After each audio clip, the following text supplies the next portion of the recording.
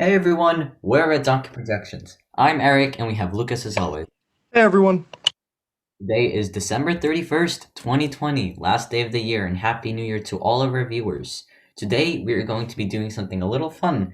We are going to be conducting the RDP Awards. And what this is that we have created a few categories, different categories, and we will go through them. We'll list them all in the beginning, and we will nominate a winner, and we will present some runners up and some nominees as well. Yep, that is correct. This is to celebrate the end of 2020. Cheers to a difficult year. But with that being said, let's get right into it.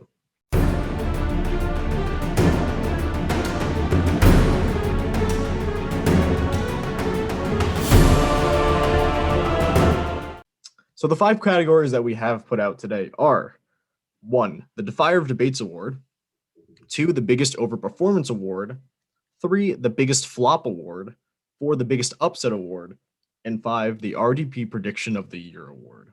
So we'll explain them as we go to them. Yep. So let's get started then. I'll start with the first award. The first award we have right here is the Defier of Debates Award. So it is kind of worded a little bit strangely, but essentially what it means is it refers to the candidates that were able to overcome a bad debate performance and still win their election or still do very well in certain states.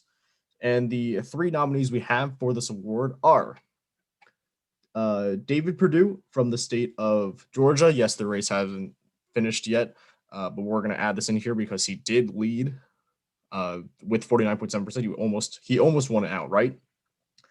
The second nominee is Joni Ernst, who was not able to name the price of corn, if I'm remembering that correctly.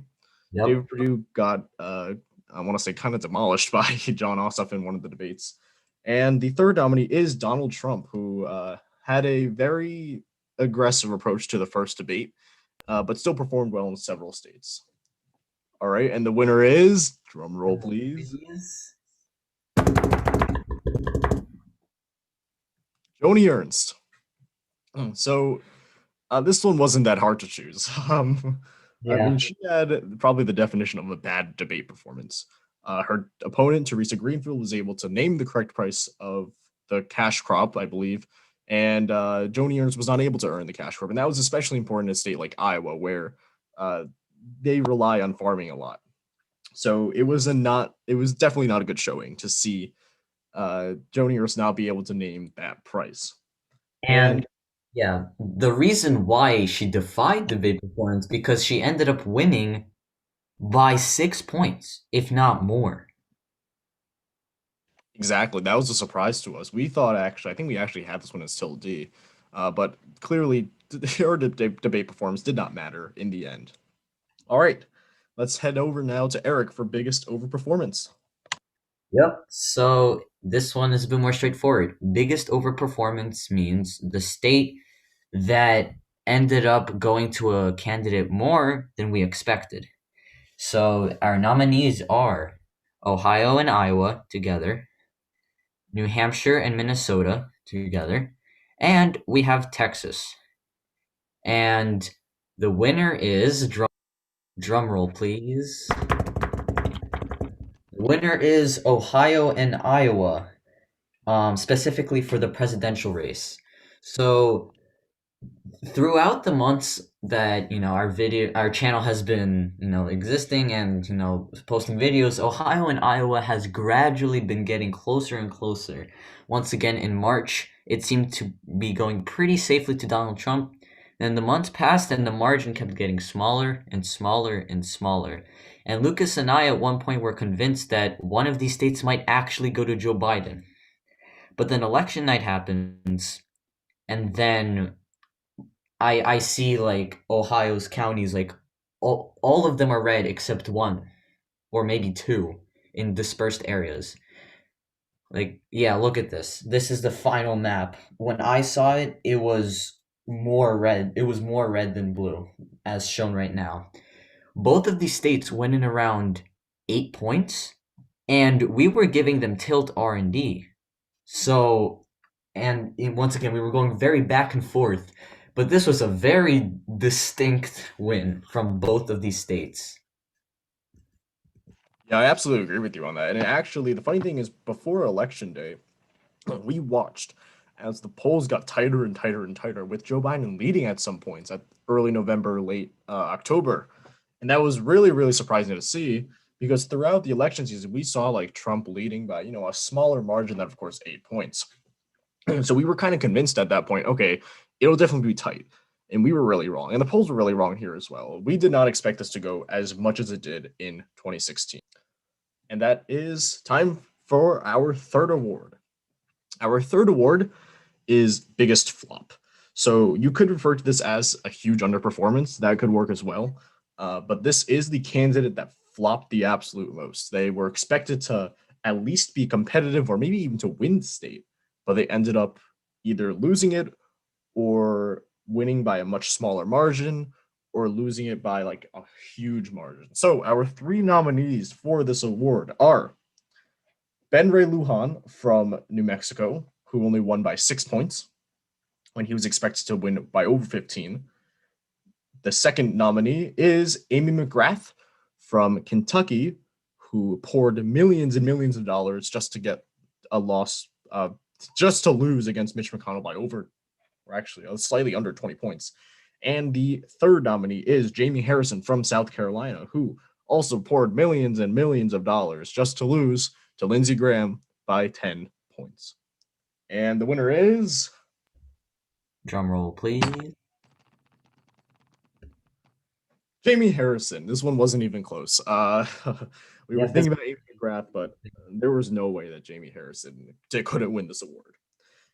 The days leading up to the election, Jamie Harrison either led in like a few of the polls to some extent, or it was tied. And yes, the majority of the polls did show Lindsey Graham leading, but it was neck and neck polls. And we were really, really shocked when we saw the result of this.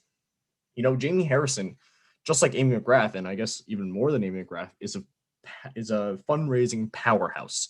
He has raised millions upon millions of dollars, all of that money wasted, just to lose to Lindsey Graham by over 10 points.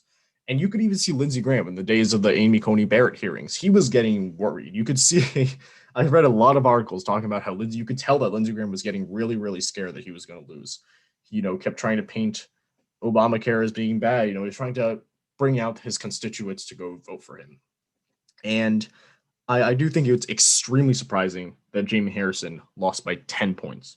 We had this as a lean state. We did not expect to go in over 10 points. We were thinking 4 or 5 points because that is what the polls were showing. They were showing a much tighter race than 10 points.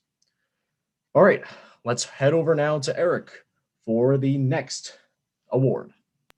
Yep, and the next award is biggest upset, and that's also pretty self-explanatory.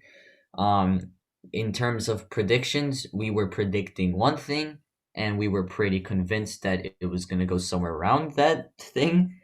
And then essentially the complete opposite, if not literally more than the opposite, occurred.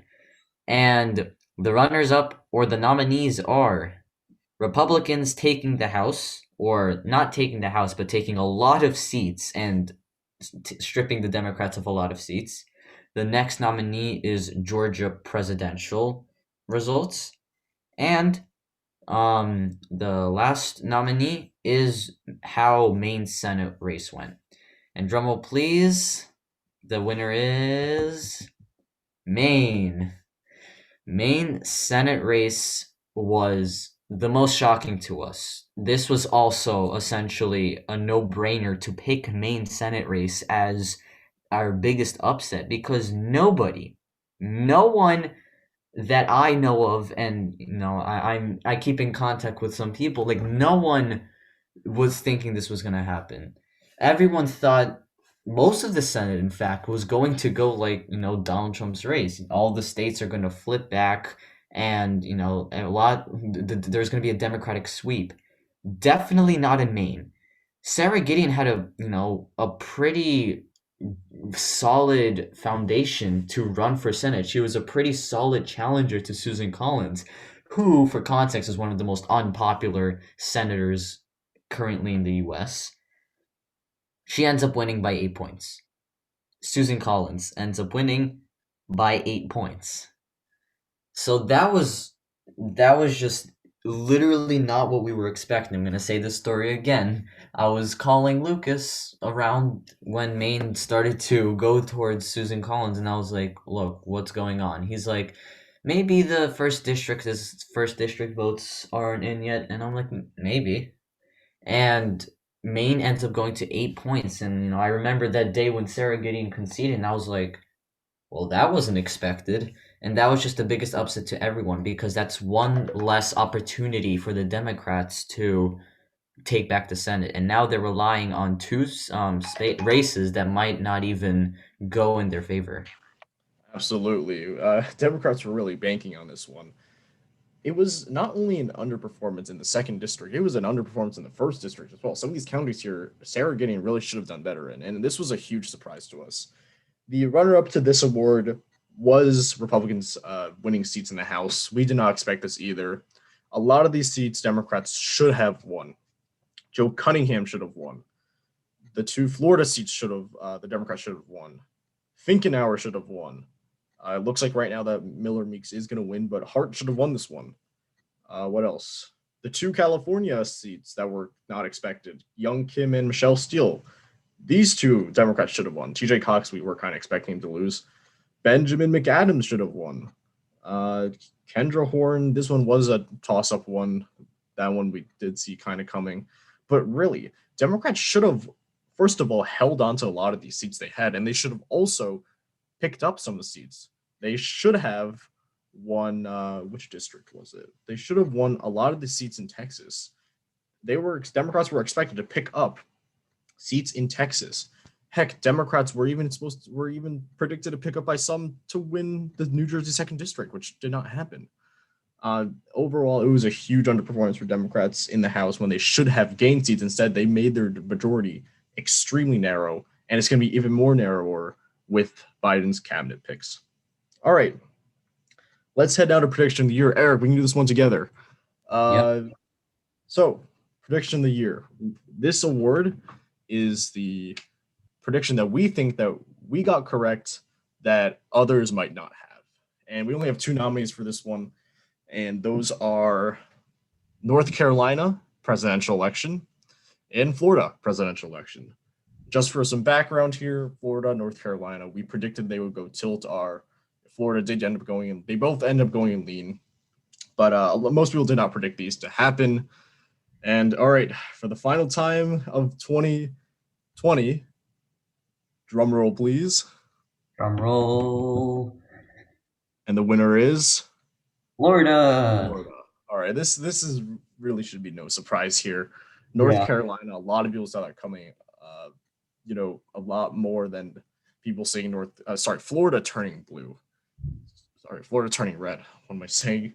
But Joe Biden did very well in every single part of Florida except for Miami-Dade, Broward, Palm Beach.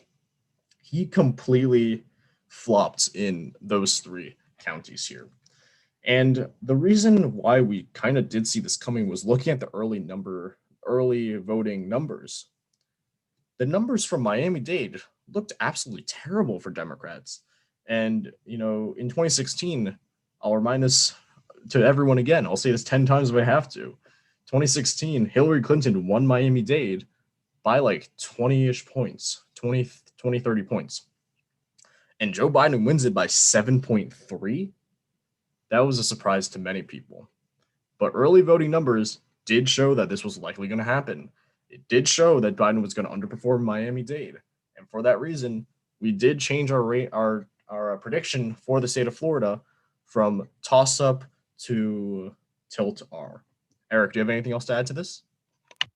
Yep, our RDP prediction of the year is basically just the one we were most proud of because, we got it, unlike, some of the other people who were doing this. And it's just, to us, it's quite the accomplishment that we were able to, as the months came by, come to a one final decision that ended up being pretty close and closer out of a lot of others. So it's a pretty big accomplishment, which is why it gets the RDP prediction of the year.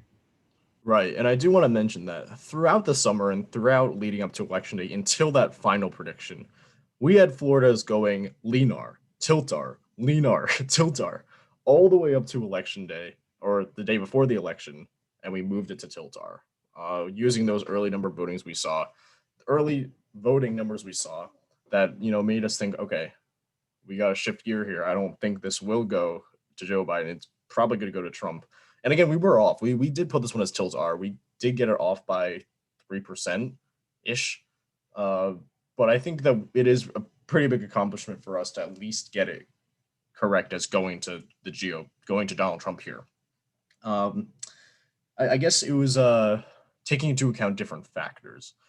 Over the summer, we analyzed how, I'm blanking out. Ron DeSantis handled the coronavirus really poorly. I guess the push for Latino voters in Miami-Dade really worked, and they turned out for Trump, and he was able to win the state because of it. And that is the end of it for today. Thank you all so much for watching. If you like this episode, please hit the like button. If you like our content, please subscribe. We'll see you in our next episode tomorrow. Happy New Year's Eve, and we'll see you tomorrow. See ya next year.